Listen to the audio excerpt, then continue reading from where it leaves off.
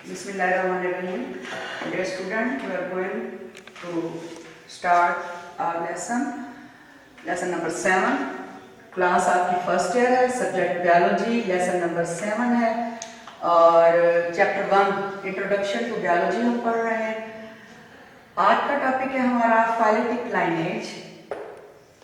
Phyletic lineage को आप दूसरे अल्फाज में कह सकते हैं शजरा नसब भी कह सकते हैं आप, और इसको आप खानदानी हसब नसब भी कह सकते हैं।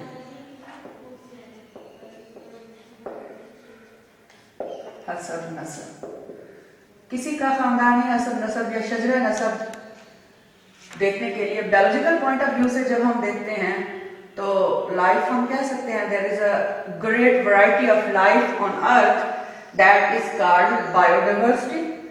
बायोडाइवर्सिटी एक बड़ा मशहूर शॉर्ट क्वेश्चन है, आप इसको 2 नंबर के शॉर्ट क्वेश्चन के पॉइंट ऑफ व्यू से याद करेंगे।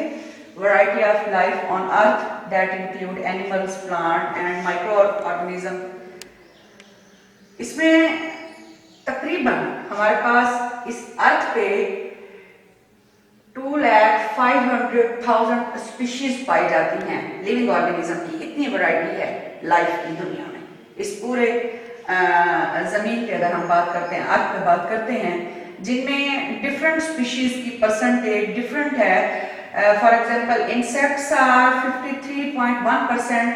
और ये एमसीक्यूज के लिए आप नोट करें कि दुनिया में सबसे ज्यादा, अगर मैं कहूँ कि इस जमीन पर कब्जा किसका है, कौन है जिसका माफिया आप कह लें, तो वो इंसेक्ट्स है।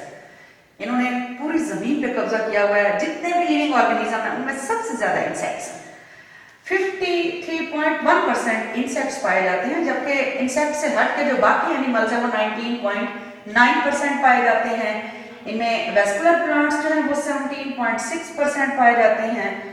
और बात रह गई एल्गी, फंजाई, प्रोटोजोन और प्रोकैरियोट्स की, तो वो 9.4% पाए जाते हैं। एमसीक्यूज के पॉइंट ऑफ व्यू से आप ये परसेंटेज याद करेंगे।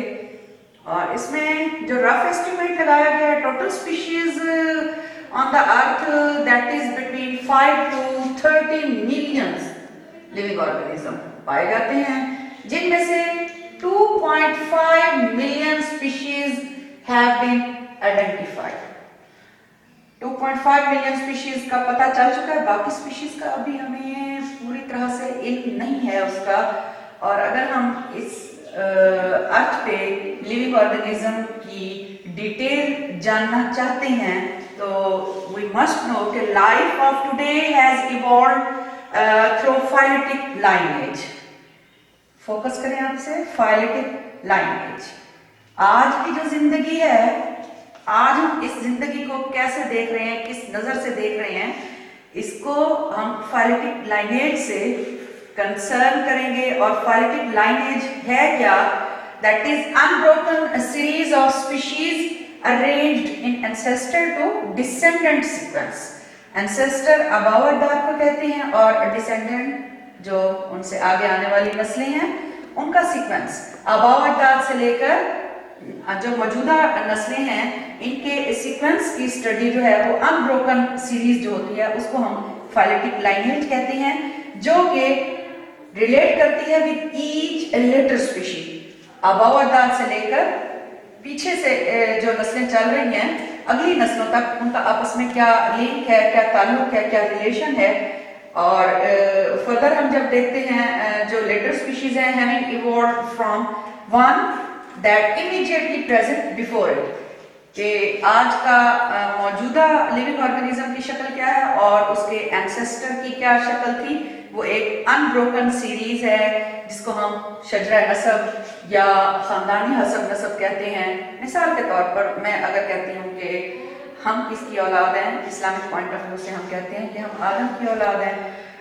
किसी का, आप बच्चों, आप में से यकीनन कुछ स्टूडेंट को शौक होगा, वो अपने खानदान का शजरा नसब बनाते होंगे। तो शजरा नसब अगर मैं सपोज बनाती हूँ किसी लिविंग ऑर्गेनिज्म का, तो उसके लिए जो एंसेस्टर हैं उनको मैं इस पोजीशन पे रखूंगी। और सपोज ये आपके फॉर फादर हैं या आपके दादा हैं, दादा से आपके फादर, आपके फादर हुए, आपके अब्बू, और उसके साथ फिर आपके कोई और चचा हैं, फिर कोई फूफी हैं, कोई ताया हैं, तो फिर आगे फर्दर आपके अब्बू की कितनी औलादें हैं, ये एक शजरा नसब जो मैं बना रही हूँ, जिसको फाइलेटिक लाइनेज कह रही हूँ मैं।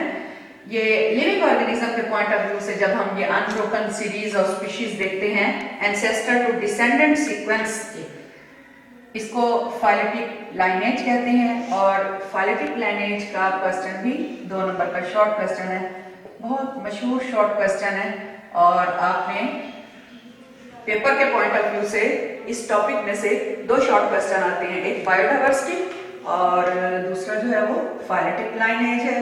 आपने परसेंटेज एमसीक्यूज के पॉइंट ऑफ व्यू से याद करनी है, फाइलेटिक लाइनेज की डेफिनेशन याद करनी है। नेक्स्ट इसके बाद जो हम पढ़ेंगे वो है बायोलॉजिकल मेथड।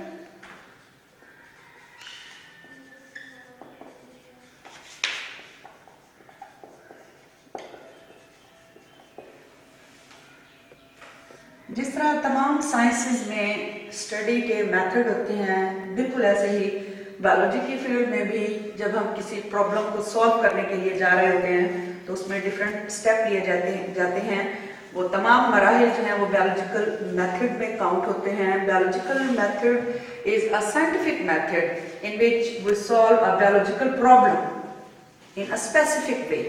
तो बायोलॉजिकल मेथड जो है, इसको डिटेल से जानने के लिए इसके मुख्तलिफ स्टेप हैं जो मुझे आपको बताने होंगे, और वो जो मुख्तलिफ स्टेप हैं उनमें सबसे पहला स्टेप है ऑब्जर्वेशन, दूसरा हाइपोथेसिस,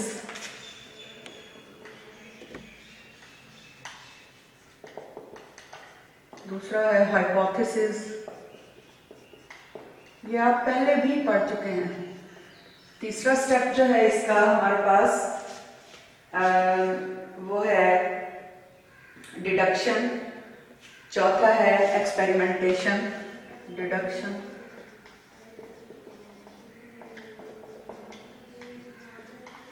एक्सपेरिमेंटेशन। 5वें स्टेप में तजर्बा करने के बाद या एक्सपेरिमेंट करने के बाद हम थ्योरी, और फिर छठे स्टेप में हम साइंटिफिक लॉ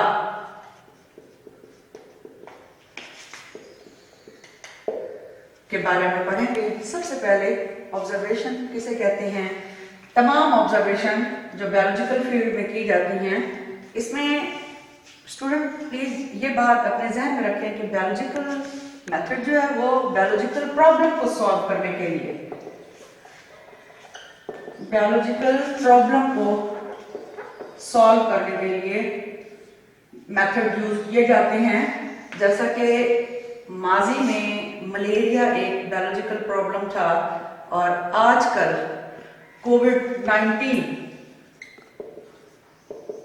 ये वायरस है, और ये बहुत बड़ा प्रॉब्लम है। दुनिया इस वक्त इस वायरस की वजह से बहुत खतरे पे, बहुत परेशानी की हालत में है, और अभी तक इस बायोलॉजिकल प्रॉब्लम को सॉल्व नहीं किया जा सका। जस्ट इसको सोशल डिस्टेंसिंग से कवर करने की कोशिश की जा रही है, बाकी इसका कोई अभी तक इलाज सामने नहीं आया। तो बायोलॉजिकल प्रॉब्लम जो है वो हिस्ट्री में भी बहुत सी बायोलॉजिकल प्रॉब्लम थी, जैसा कि मैंने मलेरिया की एग्जांपल दी है, इस तरह से डेंगू फीवर है, और भी बहुत सी मिसालें हैं। इन तमाम को सॉल्व करने के लिए जो मेथड है वो, इन प्रॉब्लम को सॉल्व करने के मेथड्स को बायोलॉजिकल मेथड कहते हैं, और उनमें सबसे पहले स्टेप जो है वो ऑब्जर्वेशन है। ऑब्जर्वेशन से क्या मतलब है कि हम जो देखते हैं आंख से, जो कान से सुनते हैं, जो हम टच करके देखते हैं, महसूस करते हैं, छूना, 5 सेंसेस की हम अगर बात करें तो उन 5 सेंसेस में चखना, देखना, सुनना, महसूस करना और हेयरिंग, सुनना, ये सब कुछ इसमें आता है 5 सेंसेस में। तो observation are made with the help of 5 senses, जिसकी वजह से हम किसी भी बायोलॉजिकल प्रॉब्लम को ऑब्जर्व करते हैं, और फिर उसके बाद हम मफरूजा पेश करते हैं जिसे हाइपोथेसिस कहते हैं। हाइपोथेसिस जो है इसमें